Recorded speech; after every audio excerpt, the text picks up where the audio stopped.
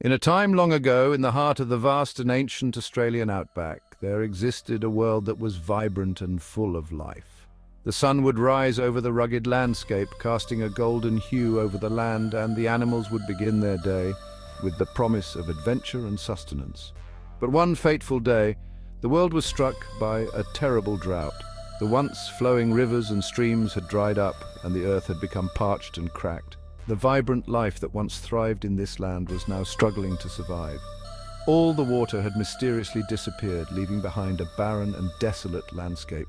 The animals were bewildered and frightened, not knowing where their next drink would come from. The culprit behind this catastrophe was none other than Tiddalik, the giant frog with an insatiable thirst.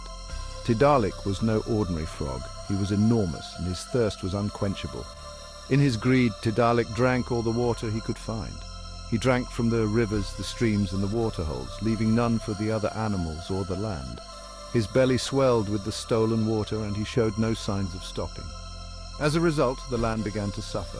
Without water, the plants withered and died, the rivers dried up, and the once lush landscape turned into a dry and lifeless desert. The plants, which had once provided food and shelter for the animals, were now nothing more than brittle remnants of their former selves. The rivers, which had been the lifeblood of the land, were now empty and barren. The animals grew desperate. Kangaroos, koalas, wombats, and all the creatures of the outback searched tirelessly for water. But their efforts were in vain. They were weak, thirsty, and on the brink of despair. Something had to be done to make Tiddalik release the water he had swallowed. The animals knew that if they didn't act soon, they would all perish. The clever animals came up with a plan. They gathered together and discussed how they could make Tiddalik release the water. They knew that Tiddalik was stubborn and would not give up the water easily. After much deliberation, they decided that the best way to make Tiddalik release the water was to make him laugh. They believed that if they could make him laugh hard enough, he would have no choice but to release the water. The animals took turns performing their best tricks and funniest antics, hoping to bring a smile to Tiddalik's face. They danced, they sang, and they told jokes, all in an effort to make the giant frog laugh. One by one, the animals tried their best. The kangaroo hopped around in a silly manner, the kookaburra laughed its distinctive laugh, and the emu did a funny dance. But despite their efforts, Tiddalik didn't even crack a smile. Tiddalik remained stoic and uninterested. The animals began to lose hope, thinking that their plan had failed. They were running out of ideas and time. But then a tiny eel stepped forward. The eel was small and unassuming, but it had a plan. It began to wriggle and twist in the most ridiculous way, contorting its body into funny shapes and making the other animals laugh.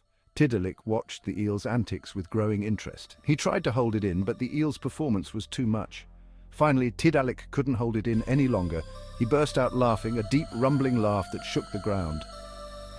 As Tiddalik laughed, all the water he had swallowed came rushing out. It flowed back into the rivers and waterholes, filling them up once more.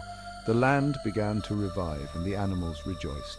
The rivers flowed with fresh, clear water, and the waterholes were filled to the brim. The plants began to grow again, and the land was restored to its former glory. Thanks to the cleverness and determination of the animals, the drought was over.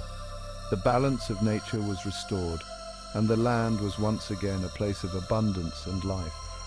The story of Tiddalik teaches us the importance of sharing and the power of unity in overcoming even the greatest challenges. It reminds us that no matter how dire the situation, there is always hope when we work together.